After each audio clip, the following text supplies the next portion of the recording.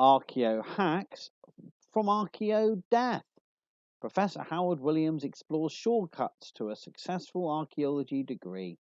Hello and welcome to my Archeo Death Tuesday live, because I'm going to be out and about tomorrow night and I won't be able to do a Wednesday night live, so I thought I'd have an impromptu Archeo chat about Archeo talks. Now, I'm Professor Howard Williams. I'm an expert in the early medieval archaeology of Northwest Europe and mortuary archaeology, so all things dead and buried. But I'm here to tell you about the secret art, and the do's and don'ts of how to give a talk to a local society. Now, it may not seem like very exotic and interesting topic, but I've realised that I haven't read anybody who's actually published a review, a reflection on how to actually give a public talk as an archaeologist. So there's one thing doing a talk to a conference, an academic conference, research paper. It's one thing giving a talk to a workshop or a seminar or a group of students. I regularly lecture, but how do you give a talk to a bunch of people who are members of a local archaeological society? And I wanted to talk to you about that because I realised, as I said, there's no one's ever jotted down the do's and don'ts. And every year I give somewhere in the region of 4 to 5 public talks to regional, local history archaeology societies. And the demographic for these is usually old.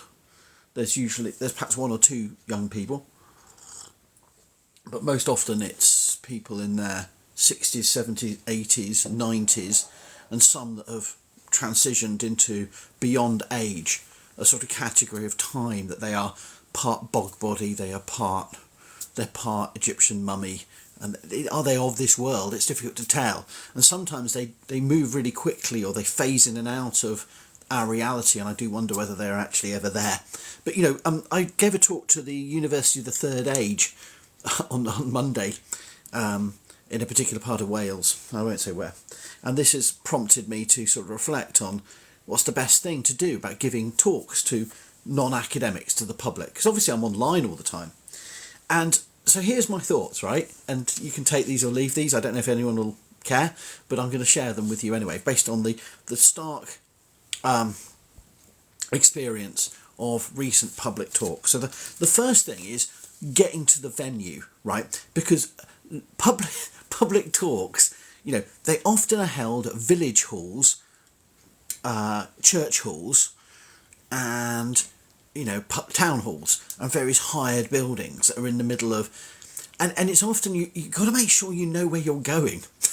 Because there's many a time when I've gone to an evening talk and I thought, I know where that is. Yeah, I know the village. Oh no, but the hall isn't in the village, or there's 2 halls, or there's so many things can go wrong with finding the venue and finding where you're going.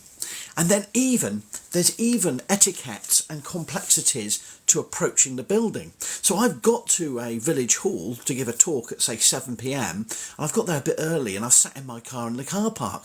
Oh no, they'll spot you there. You've got to be careful. You sort of sit in your car on your phone or having a chill out for a second, and then knock will come on the window. Is that Professor Williams? Oh, you're a bit early. So you've got to be careful. No, so park out of sight if you get there early, or go for a walk, because they'll spot you. They'll spot you, right? So, and then there's even etiquette and lessons to be learned about how you approach the hall. Like in a recent hall, I got there a bit early and I was walking towards the door. There was nobody else in the car park, but there was an old lady walking, and we were going to converge near the door.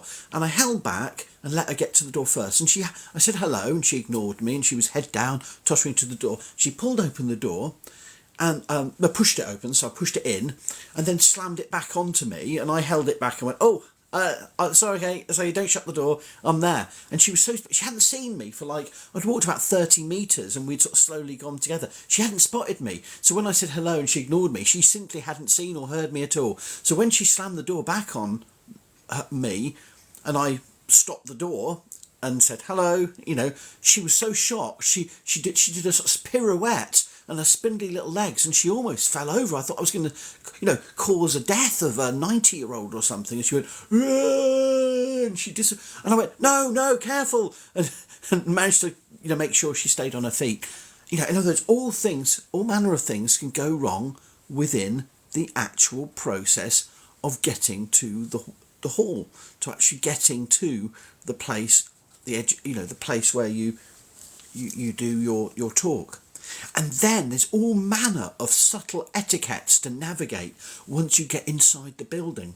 Who do you talk to? Do you know the person who invited you? Because likely as not, they're of a certain age. And after you've done about 5 or 6 talks per year, they kind of end up all looking a bit the same. I know that's a bit ageist, and maybe it's a bit, but they all look a bit the same after a while, and they're all called Bob or Janet or Julie or Fred, and you've got to make sure you've clocked the right person. Who actually invited you, and who's just a random guy who's going to go, "Oh, you must be Professor Williams, yes, let me talk to you." And then, so there's been a few times where I've talked to people who've greeted me, and they're not even the person that had invited me.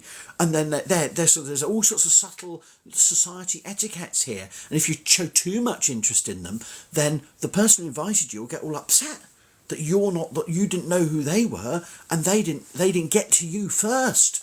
Oh, it gets very exciting in the dynamic. So you've got to be careful about the etiquette of greeting. Make sure you're nice to everybody, but also make sure you clock who actually invited you and say, "Oh, it's Julie, isn't it? Or it's Jane, isn't it? Or is it Jonathan?" And then because it's mainly, we're talking about England and Wales, rural communities, tends to be almost exclusively white, but and of a particular age.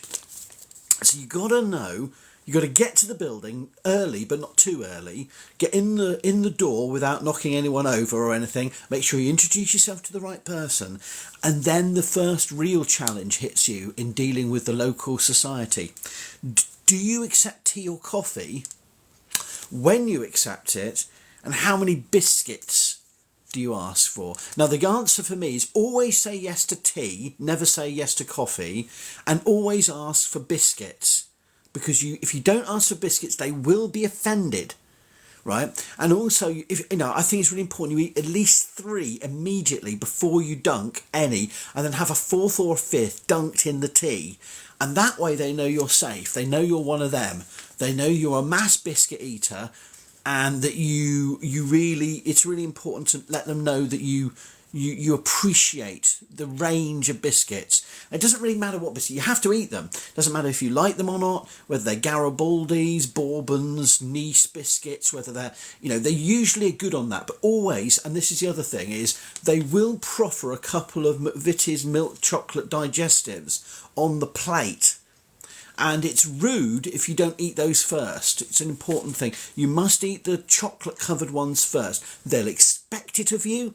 It's part of the etiquette. You must eat them because they know that everyone else is watching to see if you go for those, because they'll want them, right? So all these sort of elderly people will be gathered round. Some of them will be still coming in the door, talking to each other. Sometimes they'll have lists of members and payments to be dealing with. But those that have got there early will be watching which biscuit you eat. And it's important you go for the milk chocolate ones first. This is all very important advice. So we've talked about accessing, getting to the venue, finding the venue. Make sure you get there early but not too early. Go in the door. Make sure you accept tea, not coffee. I don't know why, it's just a thing. These are my rules. I don't think it really matters, but it's my thing. They like that. And they like that you gorge a good helping of 4 or 5 biscuits, 3 raw, 2 dunked, ideally including the milk chocolate digestives on the plate they give you. They'll have more anyway. You're not stealing. They're not going to starve. They've got the biscuits sorted, right? You know that they've got the biscuits sorted, right? So these are elderly people, right? You know they've got the biscuits sorted, right? Then you get to another etiquette issue you've got to face off, okay? You've got to really make sure that if there's any chair and table arrangements in the hall they need to set up, don't presume because they're 85 and can only use one of their legs and 3 of their fingers that you can help them set up the tables and chairs. You can offer, and sometimes they'll let you move a couple, but they're like swarm. They'll swarm to help and they'll do it all. But so don't treat them with disrespect. They can do it. They know how to move furniture. Don't mess with their arrangements, right? And don't presume, if you are moving chairs and tables, don't presume to know where those tables and chairs should go in the room. They know. They've estimated how many people will be turning up. If you start messing with their arrangements, they won't thank you for the labour. So eat your biscuit, hang back, offer, can I help with that table and chair? No, we've got it, don't worry about that. Oh, you could help with this actually, or something like that. Let them guide you. It's all part of the etiquette, because it could all turn. The vibe could all turn. If you don't do this right, you're screwed. You've got to stay with it. Get into the right. Okay. So then we've navigated the room. You're waiting for the talk to begin. Then you've got to navigate the laptop. Now, this will be a laptop. You could have brought your own laptop if you're sensible, but they'll usually say, we've got a laptop. We've got a laptop for you, right? So if they have a laptop, this will be a laptop of an elderly person. So it'll probably be full of random files. It'll be accessed by about 7 or 8 family members spread over 3 or 4 generations. So you've got to be careful what you do with that laptop. Images might fly up of questionable nature. You've got to be very careful with the laptop. So stick in your data stick if you got one. Just transfer over the one file and then remove your stick so there's no viruses, nothing. And then, then you'll have to ask them where the USB is, because every laptop's designed to frustrate everyone as to where everything is on it.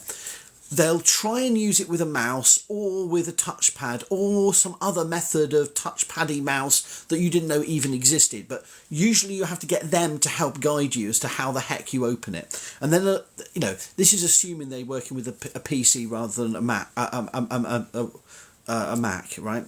But, if you're with a Mac, you're stuffed. But anyway, it doesn't matter. Let's say you get through the laptop. Then you have to work and navigate with the microphone and the sound system, because you'll be dealing with a mainly elderly audience and most of them won't be able to hear. And what they really want you to do is to scream at them, shout really loud, but they want to pretend they want you to use the audio technology.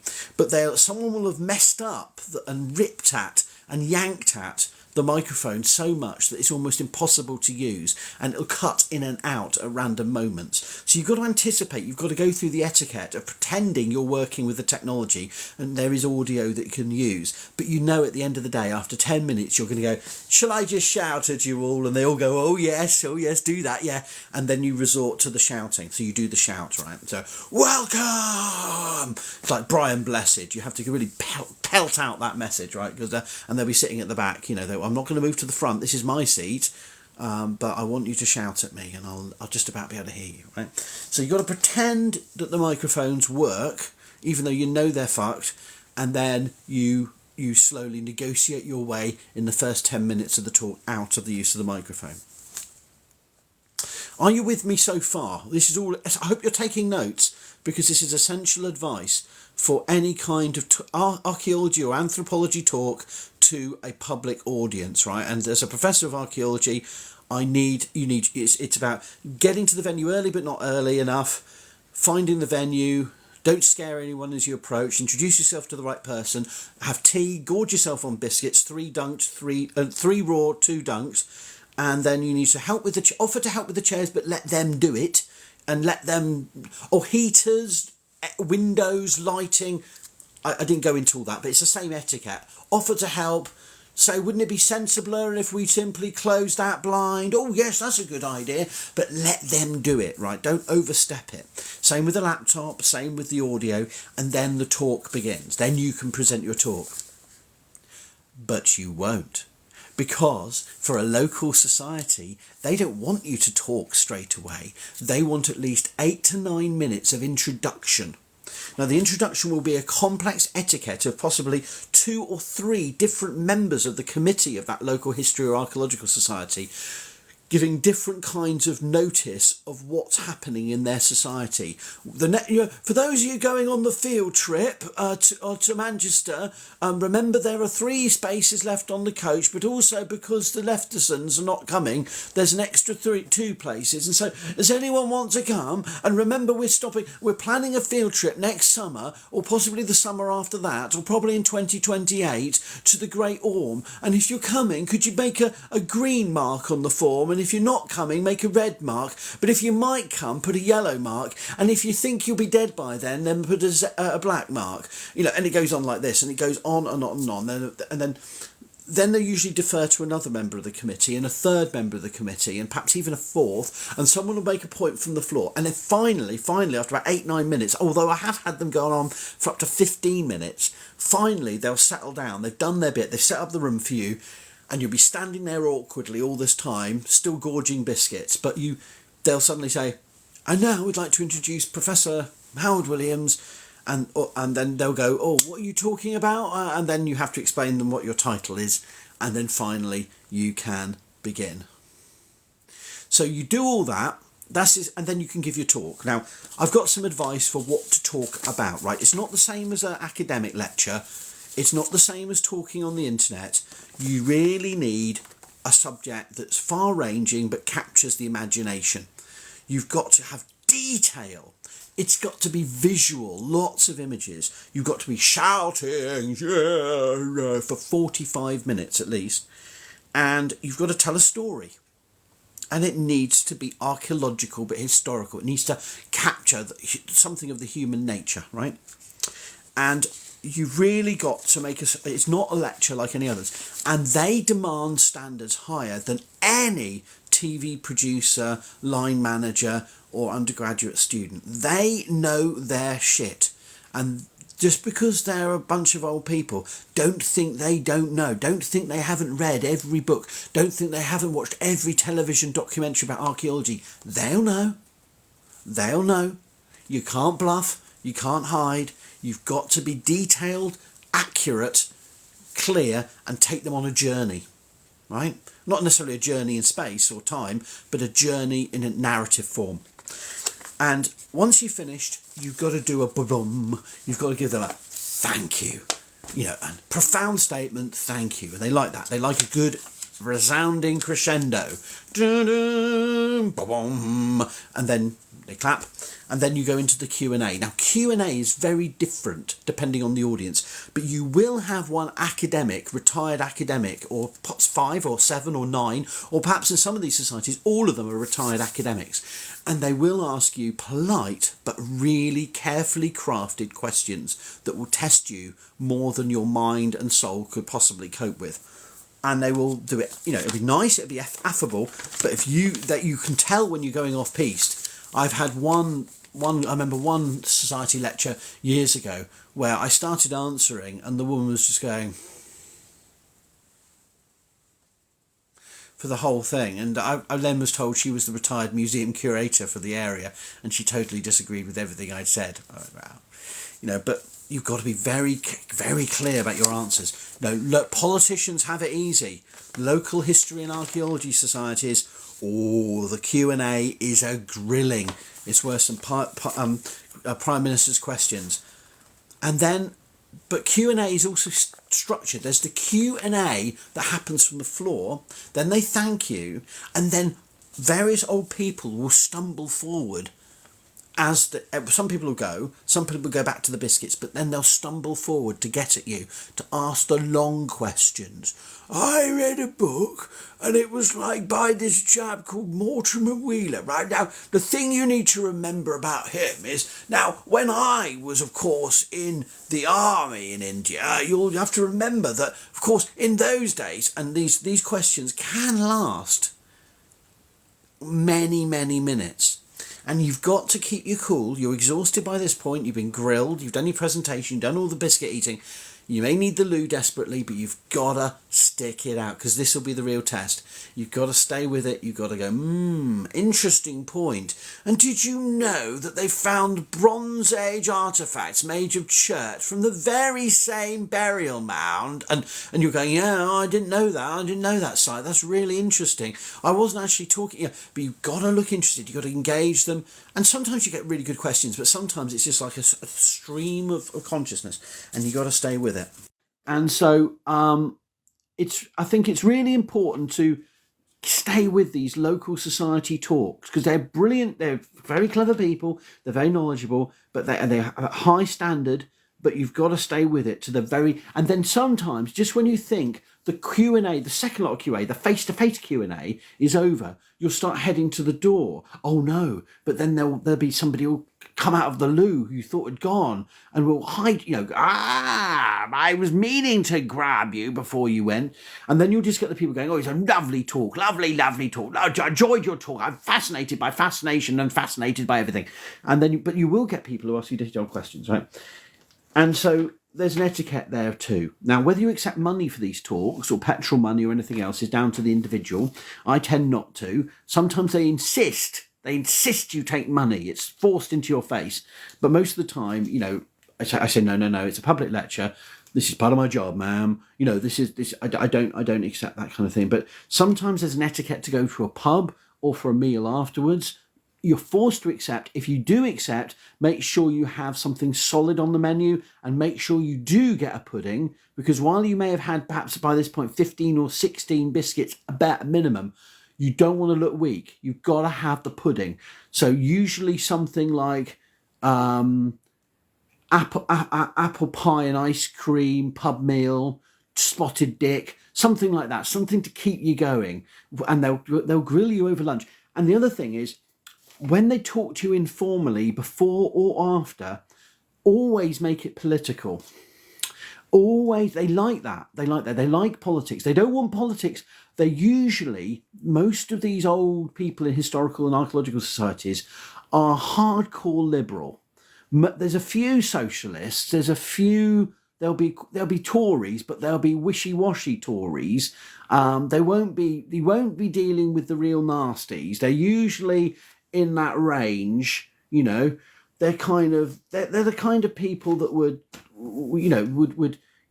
but they like politics, local politics, right? They don't care about Parliament. What they want to know is where you stand on planning laws, where you stand on local heritage. They will often sympathise with national political issues. They'll compromise. Out of etiquette, they will agree with almost anything you say about national politics. But you've got to get it right on the local politics. Oh, he's awful. He's awful. All the local politicians are awful. So you've got to agree the local politicians are all awful. The council, awful. The council, terrible shower. Doesn't matter which political persuasion, the local council is always awful. The local politician's always awful, right? And you've got to agree that is the problem. If you mention your university, always say that universities are challenging times for the university sector, but don't make yourself a victim, because they'll latch onto that. And you always say, well, it's challenging times, but I'm working very hard to sustain my, the enthusiasm of the youth in the subject. It's not helped by and then they'll sometimes bring up the Vice-Chancellor, because they'll have heard of the Vice-Chancellor, or they'll have heard of, somebody else at your university. You've got to be careful there, of course, because it all goes back straight to the senior management. The other thing you've got to be careful of is what you say about other heritage organisations, because while local councils and local politicians are awful, you've got to be nice about Cadw, Historic England, English Heritage, Historic Scotland. You've got to say good things about them. Even if they say negative things, you've got to go, yeah. And if it's anything to do with an archaeological commercial unit or a museum, you've got to be nice.